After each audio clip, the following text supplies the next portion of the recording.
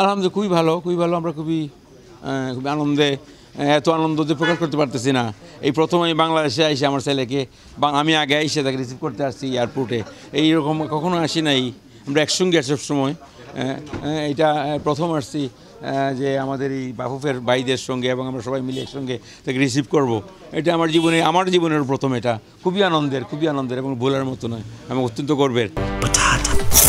বাছাই করা আলু আর স্পাইসি সিজনিং এ প্রাণ পোটাটা চিপস নাকি বিস্কিট খেয়ে বুঝে নাও। আমরা অত্যন্ত পজিটিভভাবে দেখতেছি, ওনারা ভালোবাসতেছে না, ওনার ভালোবাসার কারণেই তো আমাদের দেশে আসতেছে। বাংলাদেশের মানুষকে সে ভালোবাসে, আর মানুষ তাকে যে ভালোবাসে বলেই সে ইচ্ছে করছে বাংলাদেশের জন্য কিছু একটা করবে। খুব ভালোবাসতো বাংলাদেশকে, এখনও ভালোবাসে, এখনও সে ভালোবাসে বাংলাদেশকে।